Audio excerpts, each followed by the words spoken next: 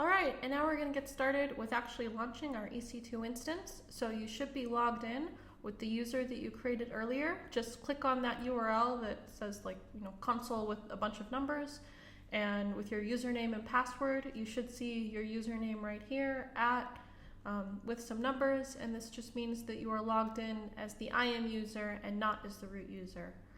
So then we're going to go over here to the left-hand side, click on Services, and go to our EC2 dashboard.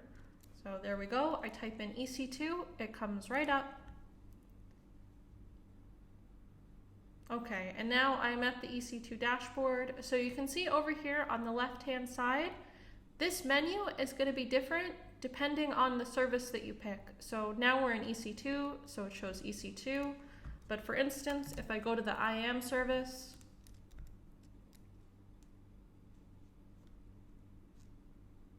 then you can actually see that it has, that this menu over here is different. So I just wanted to show that, but we are going to go back to the EC2.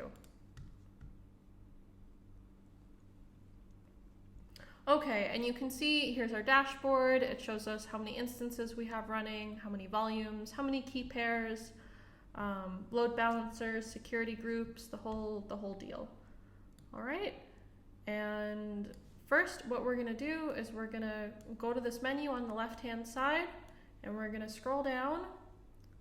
And under Network and Security, we are going to create a key pair. And a key pair is literally, it's just an SSH key. That's all that it is. I think you can even import a ready-made SSH key. I tend to just do these here. And so then what you're going to do is you're going to, let me do that again. You're going to go up here to this blue button, Create Key Pair, click on it, and give your key pair a name. All right, so I'm gonna name this tutorial key pair. Press create. As soon as I press create, it gets downloaded for me down here. All right, so it's there, and then it shows up right here.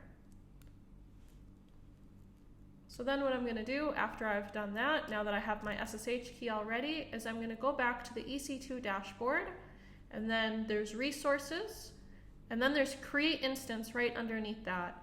What we want to do is we want to create an instance, so we're going to click on this blue button that says launch instance.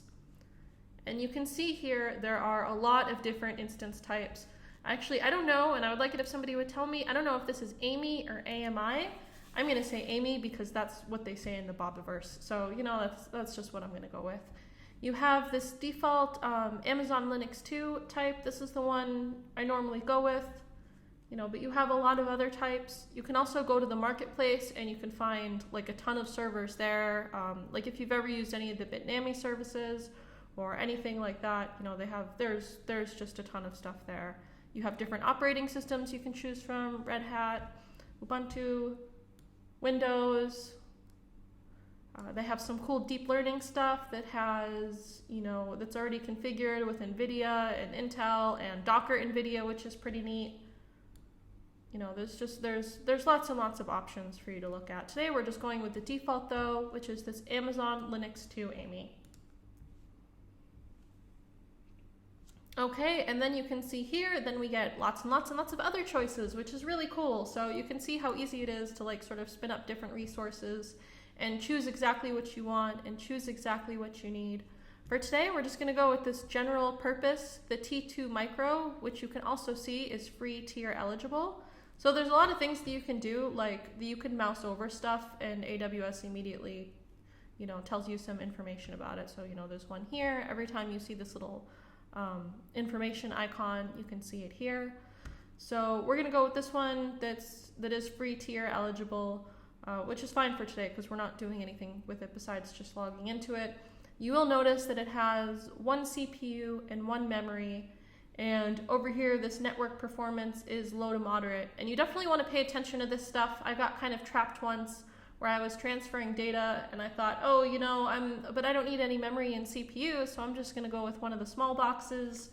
And it did not really work out for me very well because the data transfer was very, very, very slow. So make sure you pay attention to all three of these things and not be a dummy like I was.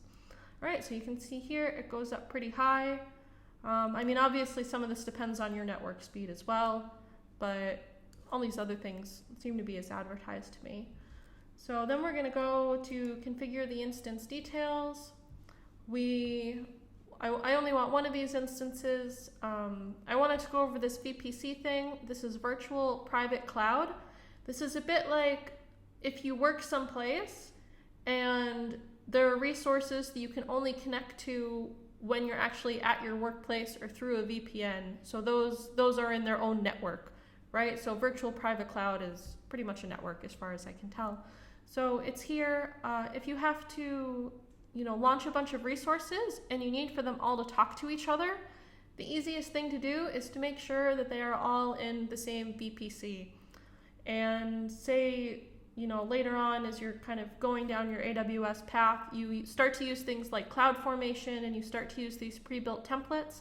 A lot of them will have an option that they can either create a new VPC for you, so then that instance, that thing, whatever it is that you're building, that project, it's kind of in its own little box sort of. And so you can do it that way, but if you need for that to talk to some other resource, then you can put it in, another VPC with your other resources you need for it to talk to. And that's kind of the easiest way to do things, so I just thought I'd go over that. There's nothing else here that we want. If you want to have CloudWatch monitoring, which is it's like a logging console that you can view on the web, you could go and click on this. Sometimes I do that depending on what I'm, what kind of instance I'm running. So here we can add storage. This one by default has a file system that is 8 gigs. It's general purpose SSD. You could add more. You could make it, like 100 gigs. I don't know what the limit is here. You have different kinds. You have this provisioned SSD. You have throughput optimized, magnetic. You have lots of things that you can choose here. We could add tags. I never really add tags. It kind of, I don't know. It would probably be a good thing to add, but I just don't. Okay, so next I'm going to configure the security group. So the security group is how you can actually access your instance. So do you want to access it as a web portal? Do you want for it to just sit there as a remote box? It's up to you, whatever, it depends on what you're doing. Is it a database? Are you going to have a database on there?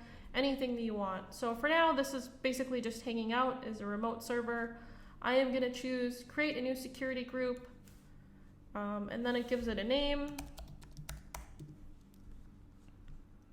And I'm just going to modify the description. Okay, and I only want this to have SSH access. Later on, I'm going to put a web server on it, and then I'm going to show you how to actually modify the security group. But for right now, I only want to be able to access it through SSH. Probably, you can see here that you get this warning. You have this IP address here, 0000. That means it's open to the world. You probably don't want to do that. What you probably want is you want to restrict it to your IP address, or you want to have like a login node that sits someplace else that you need to jump to. Or if you're setting this up as kind of a hybrid approach in your work, then you can talk to your IT department and they probably have a range of IP addresses that are allowed. So for right now, I'm going to leave this open because I am going to delete it right after this tutorial. But normally I would restrict this to my IP address. So that's what I'm doing for right now. I'm going to review and launch this. Yes, and it's telling me again, my security group is open to the world, which is no good, but that's what we're going to go with for right now. Okay, so then you can see that I just get the review of everything. Here are the AMI details. Here are the instance types and the security groups, and then more details that we didn't use, but you could use them. And I'm going to press launch. And this is where this SSH key bit comes in. Okay, so we have the SSH key, lots and lots of things. Basically, Amazon is telling you, make sure you have it, because if you don't have it, you're not going to be able to log in, which is really, really true. Make sure your stuff is backed up. I always think, oh, everything is going to be it's going to be safe on my operating system, probably in my downloads folder forever and ever and ever. And then, of course, I break my operating system, and then it's no longer safe. So just, make sure it's backed up. So I'm going to go with this tutorial key pair that I just created, and I'm going to launch my instance. So great, so you can see, you know, everything is good. You get green and blue, those are very happy colors. You know, and then you have some nice instructions, how to connect to your instances. So how to connect to your Linux instance, you know, being able to log in with a user guide, some lots of other things. And create and attach additional volumes, manage security groups, all good stuff. So right now we are just going to click on this. This is the ID of this instance. So if this were for an actual project, probably what I would do is, you know, like I would cut and paste this.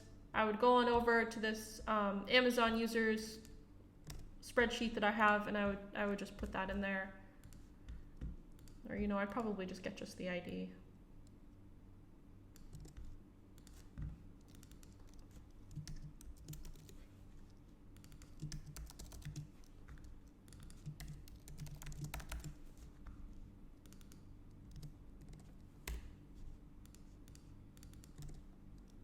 And then, I don't know, this is my tutorial instance, T2 micro. You can get all this information from the console, but sometimes it involves a lot of like clicking around, and I haven't found a really great way to deal with that. It's also quite nice to have all this in one place, so if you are working on a project, you know, maybe you're working with people that aren't so used to Amazon, or maybe you need to show things to your boss, or I don't know, you know, maybe you just kind of want to keep something like this around as documentation. It's nice to have. So you can see here, I don't know if you saw it previously, but when you first spin this up, this instance state here will have, I think, a yellow or an orange circle status icon that says pending. Now it's running because it spins up pretty quickly. I'm going to give this a name. I think I actually could have defined this in the tags. Okay, I'm going to try to give this a name. There we go.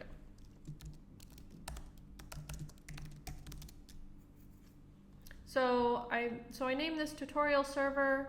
I think actually earlier when I was creating the tags, I could have said name and then given this a name and it would have showed up, but I'm not sure because I always just type it in here.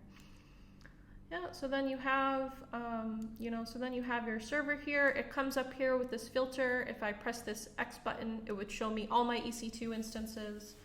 So I'll just do that for a second. You know, so then I have a couple of other ones. I have some job queues with Docker Swarm. So this is kind of a nice thing to note that even though I have other EC2 instances, I actually created these with CloudFormation, so I created a Docker Swarm with CloudFormation. Behind the scenes, they are still just EC2 instances because at the end of the day, you have servers and you are installing stuff on your servers. So I'm going to go back here. You know, and I am going...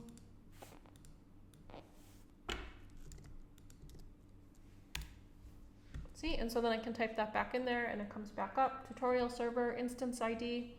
And then the thing that I'm looking for here is this public DNS. This is what we are going to use for SSH.